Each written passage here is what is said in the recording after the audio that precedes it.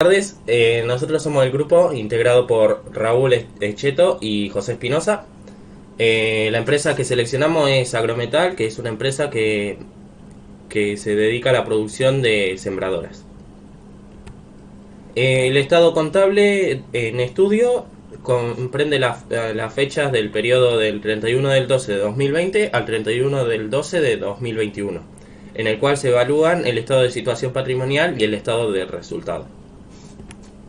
Lo primero que vamos a hacer es estudiar el resultado total del activo durante el ejercicio, la utilidad bruta, el resultado final, de dónde se obtiene esta información y cómo la obtenemos. Todo esto lo analizamos en el estado de resultado, comenzando por el resultado total del activo. Para obtener el mismo, le restamos a la ganancia bruta los gastos de comercialización, los gastos de administración y los ingresos y egresos netos, dando un total de aproximadamente 2.500 millones. Respecto a la utilidad bruta, se obtiene de restarle al ingreso por venta de bienes el costo de venta de bienes. Y por último, el resultado final del ejercicio surge de afectar esta ganancia operativa por el efecto financiero, que está formado por los ingresos y egresos financieros, y el resultado por exposición a los cambios en el poder adquisitivo de la moneda. Y luego de afectarlo por el efecto financiero, le restamos el impuesto a la ganancia, dando como ganancia del ejercicio aproximadamente 1.120 millones. En cuanto a la participación de terceros de la empresa, esto lo vemos en el estado de situación patrimonial como el total del pasivo, que es de 3.200 millones, y a la vez podemos observar cómo está conformado tanto con el total del pasivo no corriente más el total del pasivo corriente. El costo para la empresa de financiarse lo observamos en el estado de resultado. Tenemos la descripción de egresos financieros que nos manda la nota 22 y tenemos un detalle de todos estos costos, dando una totalidad de aproximadamente 500 millones. En cuanto a la financiación de la empresa, es de 6.000 millones aproximadamente, y un 46,74% se concentra en el patrimonio neto y un 53,25% en el pasivo. Respecto a la financiación de terceros, es de aproximadamente 3.200 millones, y para evaluar si la misma es a largo plazo o a corto plazo, discriminamos entre el pasivo no corriente y el pasivo corriente.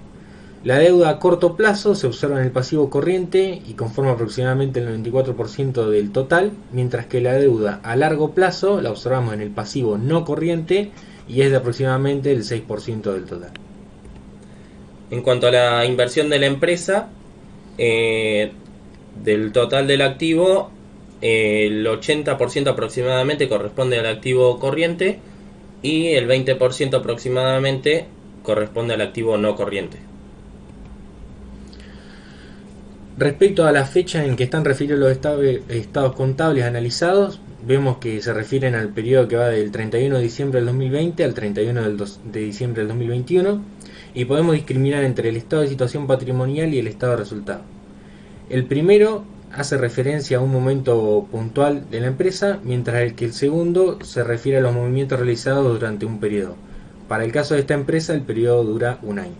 En cuanto al circuito de información contable, en el estado de situación patrimonial, en el activo no corriente, podemos observar el valor al final del ejercicio de la propiedad, planta y equipo, en el cual se tiene en cuenta la amortización. Este valor se obtiene del anexo de bienes de uso, en el cual el total tiene el valor de, como bien dije, restándole la amortización. El monto de la amortización figura como depreciación de propiedad, planta y equipo en el anexo de gastos, en el cual se discretiza en gastos de producción, gastos de administración y de comercialización. En cuanto a los gastos de producción, el total lo podemos observar en el anexo de costos como gastos de producción, y en el anexo de costos también podemos observar el costo de venta de bienes, el total, que este valor va al estado de resultado como costo de venta de bienes.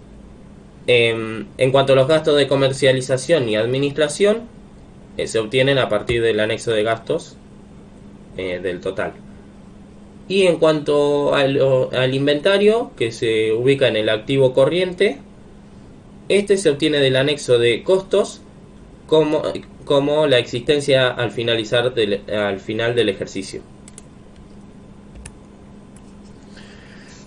Respecto al costo consumido para los bienes de uso, vamos a evaluar cuánto es este costo al principio del ejercicio, durante y al final. Al principio del ejercicio observamos que es de aproximadamente 1.800 millones, lo observamos en la columna de acumulado al comienzo del ejercicio. El costo consumido durante el ejercicio lo observamos en la columna de monto y es de 98 millones, casi 99 aproximadamente.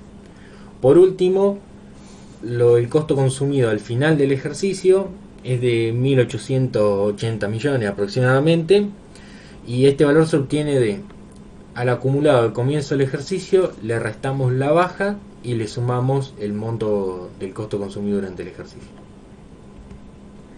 Bueno, en cuanto a los costos no consumidos, estos surgen de realizar la diferencia entre el valor de origen de los bienes y la amortización acumulada para un mismo instante. Estos costos no consumidos se ven reflejados en el activo no corriente al inicio del periodo, coincide con el del periodo anterior, y al finalizar la actividad es el que corresponde restándole ya la amortización. Bien. Ahora, para evaluar el costo de mercadería vendida y su relación con los estados contables básicos, nos vamos al estado de resultado y de ahí nos desplazamos hacia el anexo de costo, donde tenemos el detalle de cómo se integra este costo de mercadería vendida. Para obtenerlo, a la existencia final del ejercicio debemos restarle la suma entre la existencia al inicio del ejercicio y las compras realizadas durante el ejercicio. Bueno, la existencia al inicio del ejercicio está en el anexo de costos y es un costo consumible. Respecto a los gastos de producción, los podemos encontrar en el anexo de gastos y no podemos precisar si fue consumido o no. Lo mismo sucede con las compras, que se encuentra en el anexo de costos y no se puede precisar si fue consumido o no.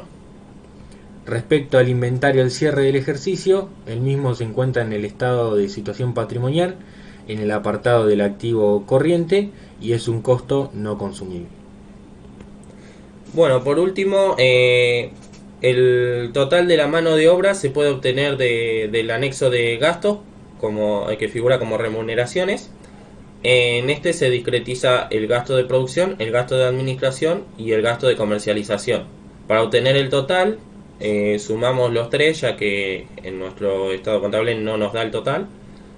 Y en cuanto a los gastos de comercialización, corresponden a un 10,34% del total de la mano de obra. Y en cuanto a los gastos de producción, corresponde a aproximadamente un 80% del total de la mano de obra.